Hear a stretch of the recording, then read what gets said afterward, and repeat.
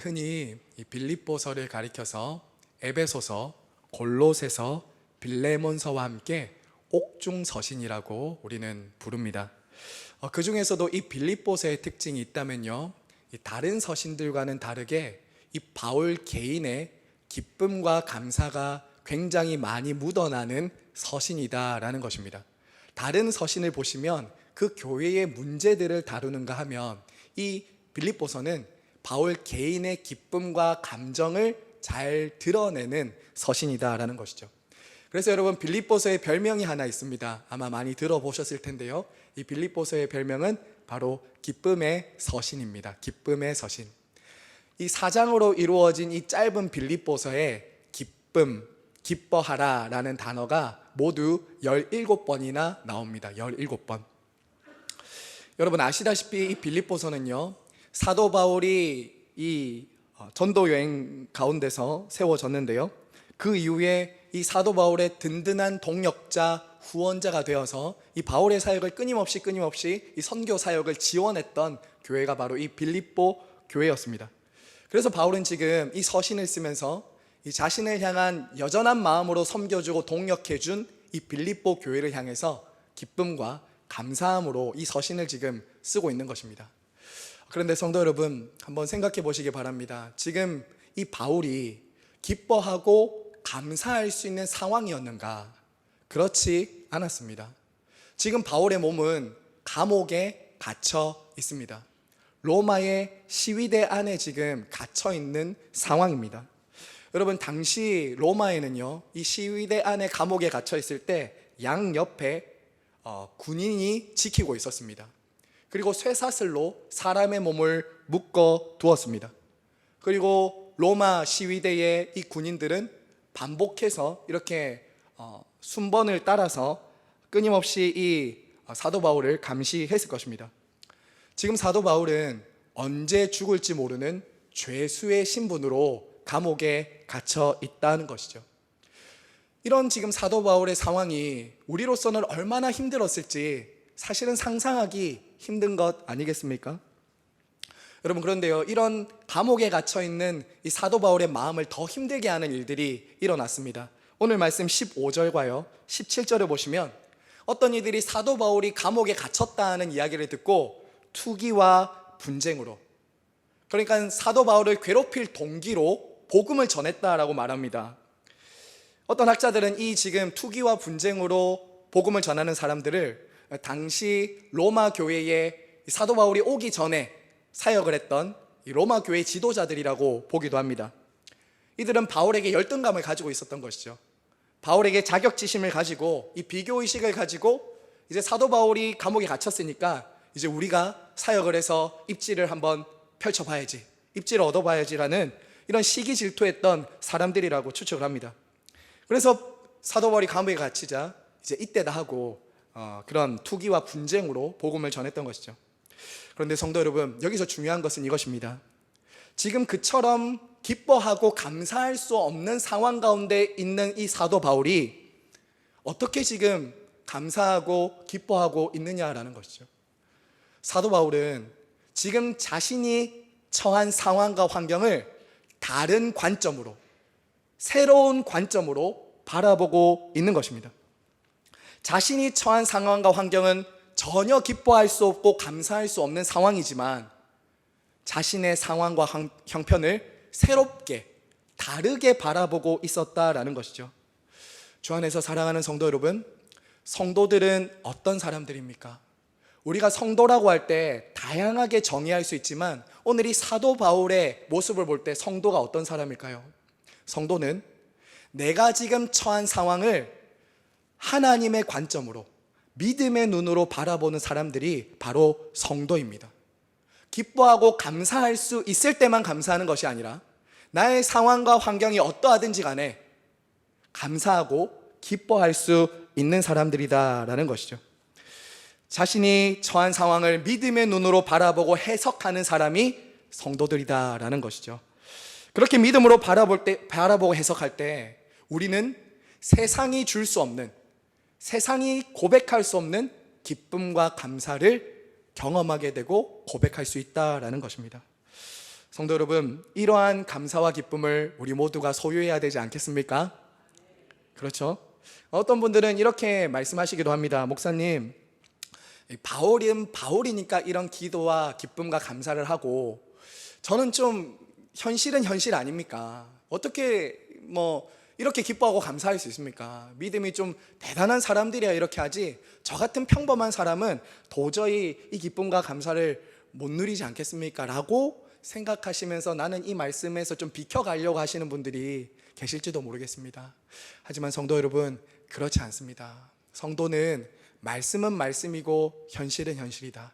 바울은 바울이고 나는 나다 라고 이렇게 믿고 살아가는 사람들이 아니라, 말씀이 그렇다 하면 그런 줄로 알고 아니면 아닌 줄로 알고 살아가는 사람들, 그리고 기뻐할 이유가 우리 안에 있다는 것을 깨닫고 그것을 누리며 사는 사람들이 성도다라는 것이죠.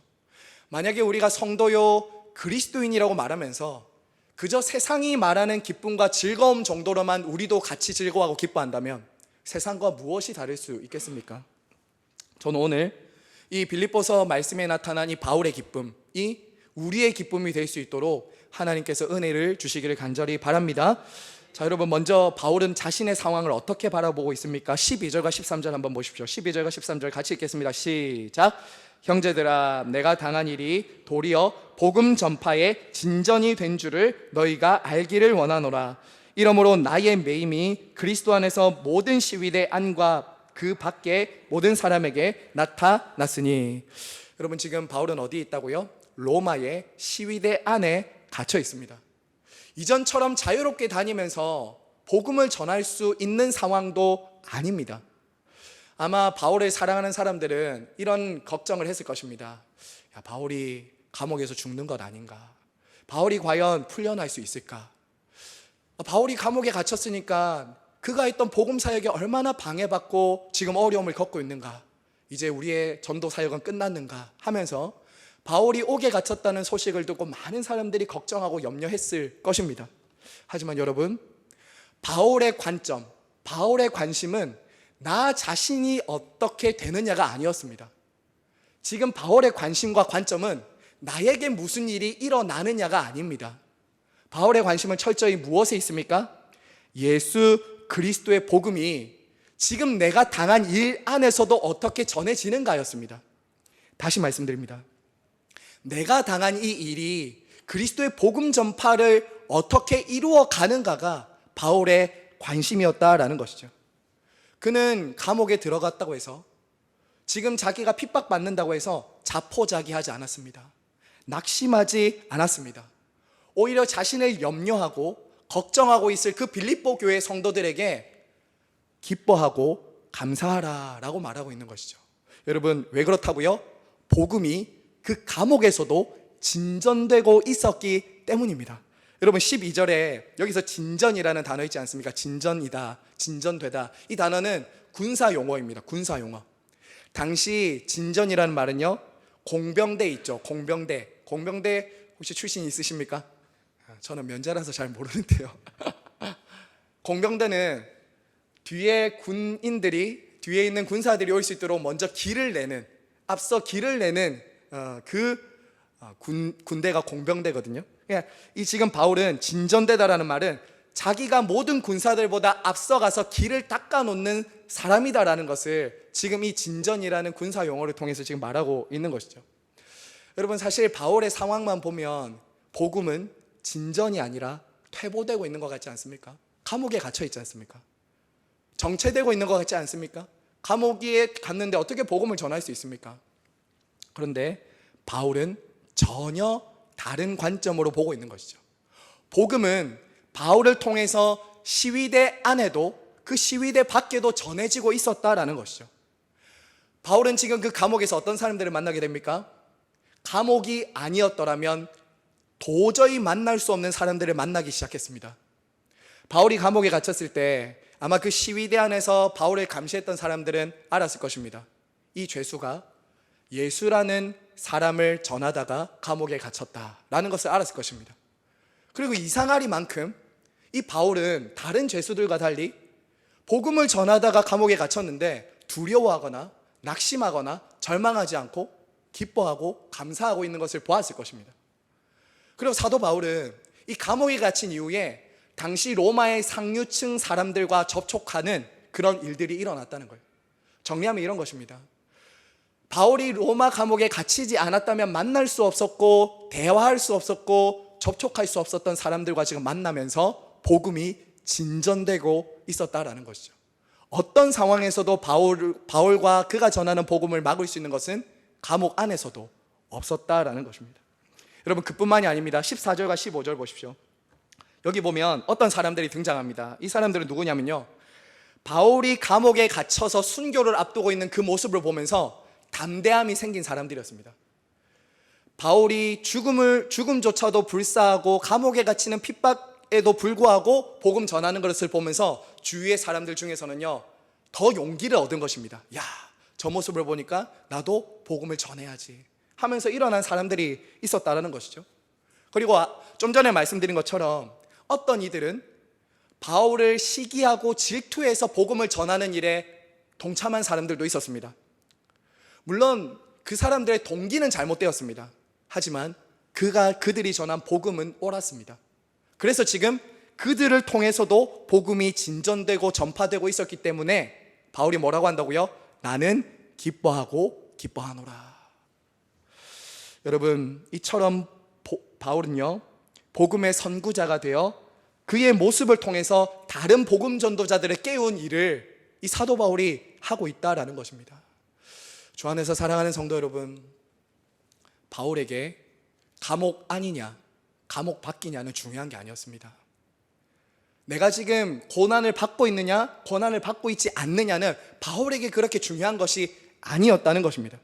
그에게 중요한 것은 감옥 안이냐 밖이냐가 아니라 내가 어디 있든지 나를 통해서 예수 그리스도의 복음이 전해지고 드러나고 있느냐, 그것이 지금 바울의 최고의 관심사요 우선순위였다라는 것입니다. 그의 관심은 한 영혼이 복음을 듣고 주님께로 돌아오는 그것이 최고의 관심사였다라는 것이죠. 그래서 그의 관심과 기쁨은 오직 예수 그리스도께 있었다라는 것입니다. 감옥에 있지만 그의 기쁨은 나를 통해서 복음이 전해지고 있는 것이었기 때문에 그는 여전히 기뻐하고 감사할 수 있었다라는 것이죠. 주 안에서 사랑하는 우리 시냇가의 시문교회 성도 여러분, 여러분은 여러분의 삶에 예기치 않은 고난과 어려움이 찾아올 때, 내 삶이 참 답답하고 막막하고 힘들 때 여러분들은 어떻게 바라보고 그것들을 반응하며 살아가고 계십니까? 어떤 관점으로 그 문제와 어려움들을 보고 계시냐라는 것이죠. 많은 사람들은 예수님을 믿고 신앙생활 하다가 어려움을 만나면 자포자기하거나 절망하고 낙심합니다. 하나님을 원망하기도 합니다. 왜 저를 이런 곳에 두셨나요? 하나님 실수하신 거 아닌가요? 왜 이런 문제가 우리 가정에, 나의 자녀들의, 나의 삶에 일어나고 있는 것인가요? 라고 말하고 하나님께 따지기도 합니다. 아마 여러분 생각해 보세요. 바울 같은 상황에 여러분이 처한다고 생각해 보십시오. 복음을 전했다고요. 예수님을 위해서 내가 온전히 헌신했다고요. 그런데 감옥에 갇혔습니다. 여러분, 그런데 기뻐하고 감사할 수 있는 것 어디 쉽냐라는 것이죠. 신앙생활 하시는 분들이 한 번씩 그렇게 합니다. 내가 초라해지니 내가 가진 신앙과 그리고 복음과 예수 그리스도도 초라하게 느껴질 때가 있다는 것이죠. 내가 이렇게 초라하고 힘들고 어려운데 어떻게 내가 복음을 전하고 복음을 위해 살 수 있겠는가? 좀 보란 듯이 남들 앞에 좀 보여줄 것이 있어야 예수님의 복음도 좀 나를 통해서 잘 전해지지 않겠는가라고 생각을 하는 것이죠. 그렇지 않습니까? 여러분, 하지만 그렇지 않습니다. 사람들은 자꾸 복음에 무언가를 더하려고 합니다. 자꾸 매력적으로 포장하고 장식하고 간증을 해야지 이 복음이 좀 더 잘 전해진다라고 생각합니다. 물론 그렇게 전할 수도 있습니다. 하지만 바울의 상황에서는 그런 일들이 없어도, 어려워도 그리스도의 복음은 우리를 통해 영화로워질 수 있고 전해질 수 있다라고 말하는 것이죠. 우리는 기뻐할 수 있다라고 말하는 것입니다. 왜 그렇습니까? 복음 자체에 능력이 있기 때문입니다. 예수 그리스도의 복음이 우리를 살리고 사람을 살리는 능력이고 기쁨이기 때문인 것이죠. 여러분, 오히려 복음의 능력은 고난 가운데서도 그리스도 안에서 세상이 줄 수 없는 기쁨과 능력을 얻고 소유하며 누리는 그 사람을 통해서 훨씬 더 잘 드러나게 된다라는 것이죠. 여러분, 한번 생각해 보십시오. 사도행전 16장에 바울과 실라가 옥에 갇히지 않습니까? 바울과 실라가 복음을 전하다가 옥에 갇힙니다. 그때 그들이 무엇을 했죠? 사도행전 16장 25절에 이렇게 말합니다. 한밤중에 바울과 실라가 기도하고 하나님을 찬송하며 죄수들이 듣더라.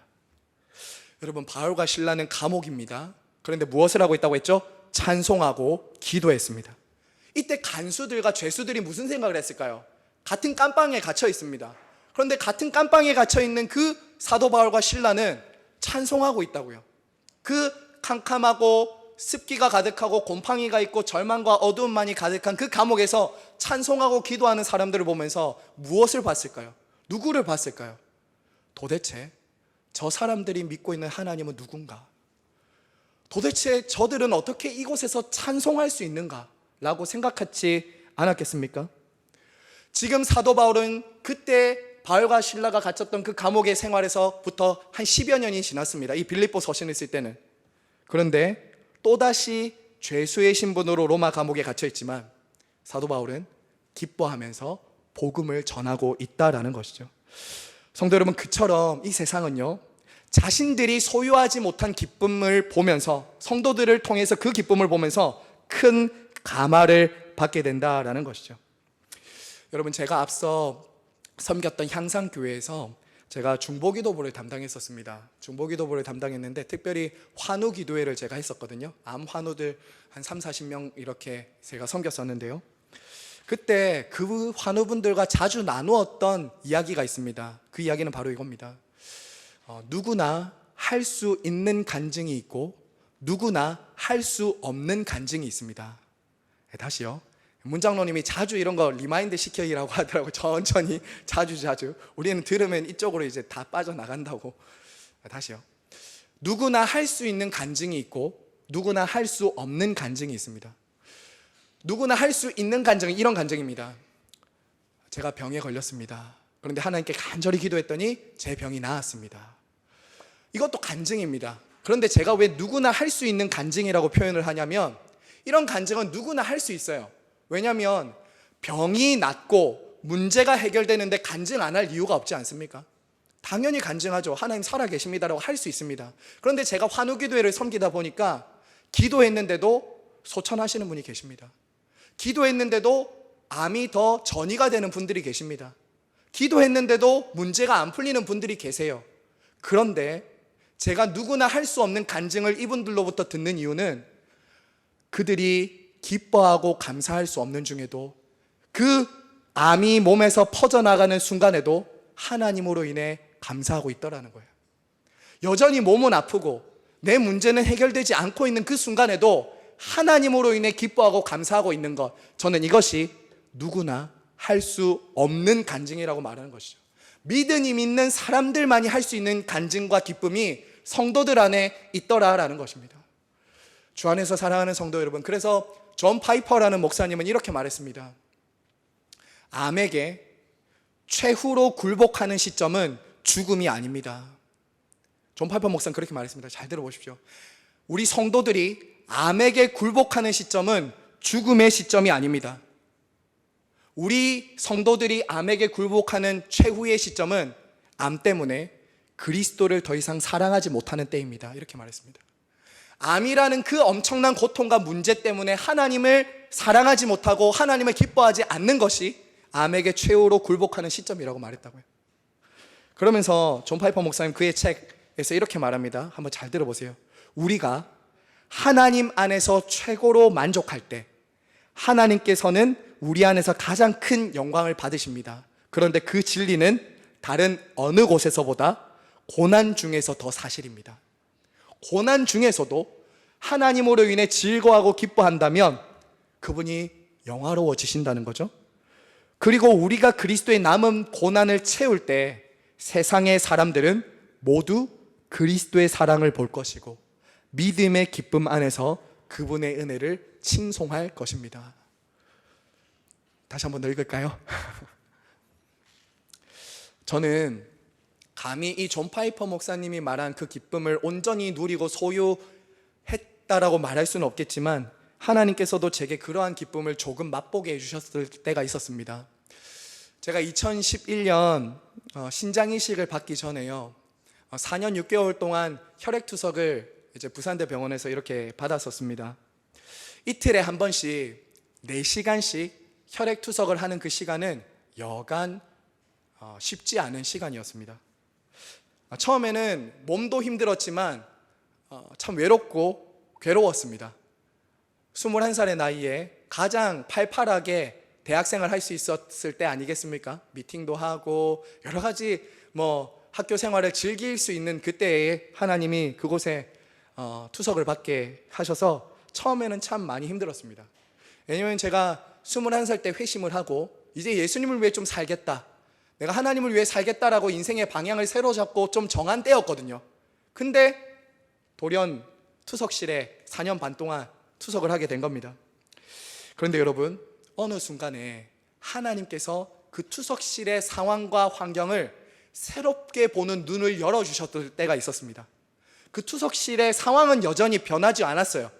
그런데 그 장소와 시간을 새롭게 보는 눈을 열어주셨을 때가 있었습니다. 그러자요, 제 옆에 있었던 환자들이 보이기 시작했습니다. 그리고 저를 간호해주는 간호사들이 보이기 시작했고 교수님들이 보이기 시작하는 거예요. 제 맞은편에는요, 투석실에 가면 베드가 이렇게 쭉 놓여 있거든요. 그리고 제 맞은편에 함께 투석받는 환자 아저씨가 한 분 계셨습니다. 이분은 불교 신자였습니다. 제가 이제 성경을 항상 가지고 읽고 있었거든요. 그 투석실에 가면 읽고 있는데 그분이 이제 불교 신자니까 저한테 한 번씩 이런저런 질문도 하셨던 분이셨어요. 제가 이제 항상 이제 성경을 읽고 있으니까 그날은 이런 질문을 저한테 하시는 겁니다. 야, 하나님은 사랑의 하나님이시다라고 말하는데 지옥을 왜 만들었냐 하더라고요. 하나님 사랑의 하나님이신데 지옥을 왜 만들었냐, 나 그것 때문에 하나님 못 믿겠다, 이렇게 하시더라고요. 제가 그때 나이가 어리고 좀 신앙적으로도 깊고 성숙하지 못했으니까 처음에 굉장히 당황했습니다. 당황해서 이제 투석을 받는 동안 기도했어요. 하나님, 제가 이 투석이 마칠 때쯤에는 이 앞에 있는 분께 꼭 답을 드리고 싶습니다. 좀 제게 지혜를 주세요. 기도를 했습니다. 하나님 지혜를 주셨을까요? 안 주셨을까요? 할렐루야, 역시 믿음이 좋으십니다. 주셨어요. 그래서 투석 마칠 때쯤에 그분이랑 저랑 4시간이 끝날 때가 비슷비슷해서 마칠 때쯤에 아저씨를 다시 불렀죠. 아저씨, 아까 여차여차 질문하셨죠. 하나님이 사랑이신데 왜 지옥을 만드셨냐? 제가 말씀드릴게요 하고 말씀드렸습니다. 왜 사랑의 하나님이 지옥을 만드셨냐? 바로 그곳만큼은 가서는 안 된다고 만드셨어요. 그곳만큼은 가서는 안 되기 때문에 지옥을 만드시고 우리들에게 나에게로 돌아오라, 나에게로 나오라라고 만드신 거예요. 아저씨가 질문이 없어졌습니다. 그 다음부터. 그리고 놀라운 일은 그 아저씨가 저한테 한번 이런 얘기 하신 거예요. 나 종종 교회 간다, 이러시더라고요. 그 이후에 제가 그 투석실의 상황과 환경 처한 것은 똑같았습니다. 그런데 하나님이 어느 순간 눈을 열어주시고 그 관계들을 보게 하실 때부터 간호사들이 전도 대상자가 됐습니다. 교수님이 전도 대상자가 됐습니다. 부산대 원장님께도 저 복음을 전하고 전도하는 통로가 됐다는 거예요. 제가 말씀드리고 싶은 건 이것입니다. 제가 투석을 받지 않았으면, 제가 만성신부전증에 걸리지 않았다면 만나지 못할 사람들을 그곳에서 만나서 복음을 전할 수 있었다라는 것이죠. 사랑하는 성도 여러분, 지금 저와 여러분들이 처한 상황과 환경 굉장히 다양할 것입니다. 그렇죠? 하지만 우리의 믿음을 증명하고 예수 그리스도의 복음을 전하는 데는 그 어떤 상황이나 환경이나 문제나 고난도 방해물, 장애물이 될 수 없다는 사실을 여러분 꼭 기억하시기를 바랍니다. 그러기 위해서 우리 먼저 어떻게 해야 됩니까? 첫 번째 이것입니다. 우리 삶에 일어나는 상황을 믿음의 눈으로 볼 수 있어야 됩니다. 믿음 없는 사람처럼 재수 없이 어쩌다가 우연히 일어난 것이 아니라 나를 통해서 복음이 진전되도록 하기 위해서 이 고난 가운데서 나를 더 성숙시키셔서 예수 그리스도를 알고 사랑하는 자리로 나아가기 위해서 나를 이곳에 두셨다라는 그 하나님의 주권을 인정하는 눈이 열려지셔야 됩니다. 그리고 먼저 예수 그리스도의 복음의 능력을 내가 누려야 합니다. 내가 가지지 않은 것을 남에게 줄 수 없습니다. 여러분이 예수 그리스도와 그분의 복음을 즐거워하고 기뻐하셔야 됩니다. 세상의 기쁨, 세상의 자랑, 세상의 목말라하고 그것들을 여전히 즐거움으로 삼으면 여러분, 우리는 그리스도를 즐거워하고 기뻐할 수 없습니다. 그분을 영화롭게 할 수 없다는 것이죠. 가난하든 부하든 높든지 낮든 병들었을 때든지 그렇지 않을 때든지 예수 그리스도의 복음이 나를 승리하게 한다. 예수 그리스도의 복음이면 충분하다라는 이 믿음이 생생하게 우리 안에 살아나야 우리가 우리의 삶을 통해 복음이 어디서든지 진전될 수 있다라는 것 여러분 꼭 기억하시기를 바랍니다.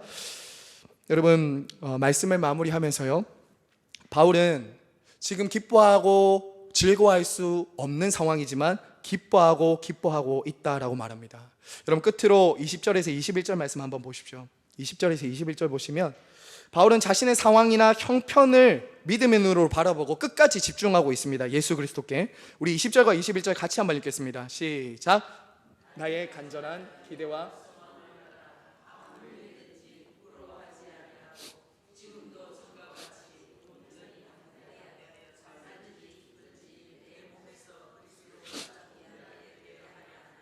이는 내게 사는 것이 그리스도니 죽는 것도 유익함이라.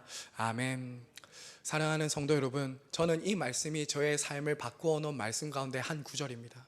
살든지 죽든지 그리스도가 내 안에 존귀하게 되는 것. 사도 바울의 유일한 관심과 소원은 예수 그리스도를 존귀하게 하는 것이었습니다. 자신이 스포트라이트를 받는 것이 아니라, 내가 주목받고 내가 높아지는 것이 아니라 나를 살리시고 나를 사도로 불러주시고 나를 사랑하시는 예수 그리스도가 존귀하게 되는 것, 이것이 사도 바울의 유일한 관심이며 소망이었다라는 것이죠. 주 안에서 사랑하는 성도 여러분, 여러분들의 지금 관심은 무엇입니까? 여러분들의 삶의 소원은 무엇입니까? 여러분들이 좋은 집 가는 것, 좋은 차 타는 것, 여러분들의 자식들이 성공하는 것, 좋습니다. 그런 소원, 기도 제목 가질 수 있습니다. 하지만 궁극적인 기준, 궁극적인 목적, 궁극적인 우리 삶의 소원은 거기 머물러서는 안 됩니다. 여러분들과 여러분들의 자녀들, 우리의 삶의 궁극적인 목표와 기준, 소망은 살든지 죽든지 내 몸에서 그리스도가 존귀하게 되는 것입니다. 여러분은 지금 여러분의 일터에서, 여러분들의 살아가는 삶의 자리에서 누구를 존귀하게 하고 있습니까? 죄는 자기를 존귀하게 하는 것입니다. 이 세상은 다 스스로가 존귀케 되는 일에 자신의 삶을 다 집어 던지고 있습니다. 하지만 구원받은 성도들은 그리스도를 존귀케 하기 위해 자신을 드리는 삶입니다. 왜 그렇습니까? 예수 그리스도께서 우리 한 사람 한 사람을 기쁨으로 삼으셨습니다. 그분이 우리를 기뻐하신다고요. 스바냐 3장 17절 말씀, 너의 하나님 여호와가 너의 가운데 계시니 그는 구원을 베푸실 전능자시라. 그리고 그가 너로 인하여 기쁨을 이기지 못하시며. 여러분, 아기 낳았을 때 생각이 나십니까? 여러분의 자녀들 낳으셨을 때 딱 이렇게 품에 안으셨을 때 세상을 다 가진 기쁨 아니었습니까? 세상을 다 얻은 기쁨 여러분 느끼신 적 있으시죠? 예수 그리스도께서는 여러분을 하나님의 자녀로 삼으셨을 때 십자가에서 죽으시면서 여러분들이 한 사람 한 사람 예수 그리스도의 한 몸 되고 구원받을 때 마치 부모가 어린아기를 딱 품에 안을 때 그 기쁨처럼 기쁨을 이기지 못하셨다라고 말합니다. 우리를 기쁨으로 삼으셔서 그 십자가를 통과하시고 승리하셨습니다. 그래서 우리도 그리스도를 기뻐하고 즐거워하는 것입니다. 야, 내가 이렇게 소중한 사람이구나. 야, 내가 이렇게 존귀한 사람이구나. 내가 지금 이렇게 힘들고 어렵지만 나는 혼자가 아니야. 그분이 나를 사랑하시고 나를 기뻐하셔. 나는 절대 이대로 끝나지 않아. 여러분, 그러므로 어떤 상황 속에서도 예수 그리스도께서 여러분을 붙잡고 놓치지 않는다는 사실, 여러분을 기뻐하고 사랑하신다는 그 사실을 놓치지 마시기를 간절히 바라고 축복합니다. 그래야 여러분들이 당한 그 처지와 상황과 문제를 새롭게 바라보는 눈이 열립니다. 하나님은 여러분을 고통 주고자, 여러분들의 죄를 벌하시고자 그 상황과 문제를 주신 것이 아닙니다. 예수 그리스도의 복음의 진전이 되도록, 환난과 고난과 궁핍 가운데서도 그리스도를 즐거워하는 것이 무엇인지 알려주시고자, 그 고난 가운데서도 그리스도를 즐거워하고 드러내므로 믿지 않는 사람들에게 복음의 능력을 보여주도록 우리를 그 자리에 두셨고 여러분들을 사용하실 것을 믿으시기를 간절히 바랍니다. 생존이 아니라 사명을 위해 사는, 생존이 아니라 사명을 위해 살아가는 우리 모두를 통해 여러분 한 주간도 주변 사람들이 예수 그리스도의 복음이 주는 기쁨, 능력을 경험할 수 있도록 여러분 그렇게 살아주시기를 간절히 바라고 축복합니다. 함께 이 시간 찬양하겠습니다.